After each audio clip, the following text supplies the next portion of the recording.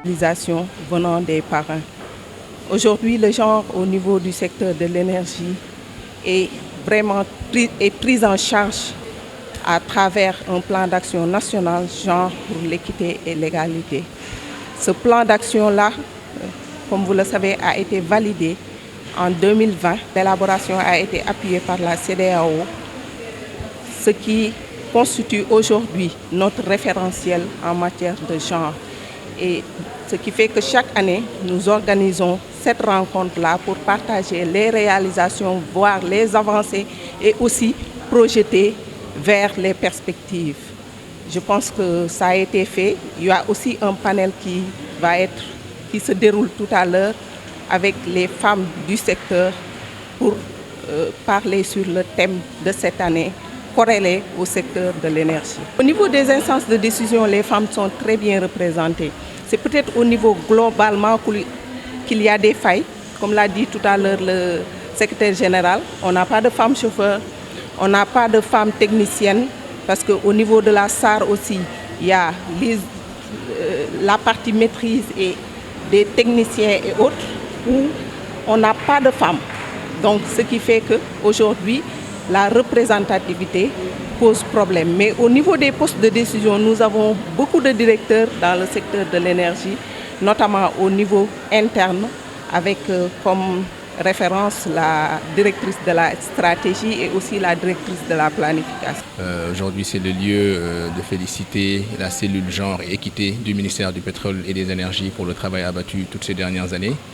Nous avons au niveau du ministère un plan d'action national sur le genre, avec différents points focaux qui sont au niveau des différentes structures et agences du ministère du Pétrole et des Énergies. Et aujourd'hui, comme vous le savez, l'État du Sénégal a eu à faire d'importants efforts sur l'accès universel à l'électricité, surtout dans le monde rural, pour améliorer les conditions de vie des femmes, notamment dans le monde rural. Et aussi, on l'a vu tout à l'heure via le programme national de biogaz, aussi qui a un impact direct sur les conditions de vie des femmes. Mais au-delà de ça, nous avons aujourd'hui deux parrains qui sont donc le secrétaire technique du Conseil national de suivi du contenu local, M. Mournia Mey, et le directeur général de l'AME, l'Agence d'économie et de la maîtrise d'énergie, qui dans leur programme ont montré l'implication des femmes, surtout dans les hydrocarbures où il faut plus de genre et l'inclusion des femmes dans certains métiers qui sont plus aujourd'hui orientés aux hommes, que dont les femmes ont leur place et leur contribution. Au niveau de l'AME, pareil, avec l'efficacité énergétique et l'économie d'énergie, le directeur général de l'AME a eu à montrer des exemples patents d'inclusion des femmes dans ce sous-secteur. Au niveau du ministère du Pétrole et des Énergies, on peut dire qu'en termes de représentativité des femmes, nous avons dans le management du ministère, directeurs et chefs de cellules confondus, la moitié sont des femmes.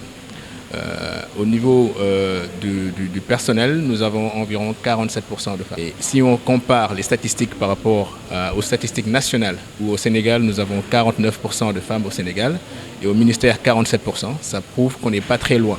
Donc il y a juste un petit travail d'équilibrage à faire sur certains métiers où il y a moins de représentativité et améliorer ces différents points. Et je pense qu'avec le plan d'action national que nous sommes en train de faire, nous allons réussir à atteindre ces objectifs. Mais ce qui est important surtout, ce n'est pas juste d'avoir autant de femmes que d'hommes, mais c'est surtout d'avoir des femmes dans des postes de décision et des postes de management.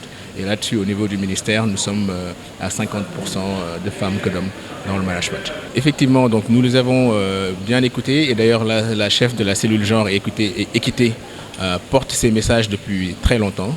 Et nous avons un plan d'action national sur le genre, et nous comptons donc impliquer cette partie, surtout le financement de programmes pour les femmes. Et là, nous lancerons un appel aux différentes structures du ministère de continuer dans cet élan, comme l'ont fait aujourd'hui le secrétaire technique du contenu local et le directeur général de l'AME.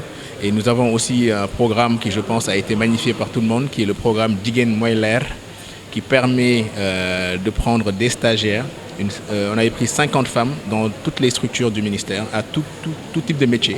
Ça permet l'intégration des femmes dans le secteur de l'énergie. Et je pense que c'est un programme que nous gagnerons à élargir de manière beaucoup plus étendue dans les autres structures, ce qui permettrait l'inclusion des femmes dans les métiers du secteur de l'énergie. Je pense qu'aujourd'hui, avec la cellule genre qui travaille notamment sur un programme avec l'Union européenne, le programme PADERO, le programme de développement des énergies renouvelables pour l'accès universel, ce type de programmes peuvent permettre de financer des femmes sur des activités génératrices de revenus.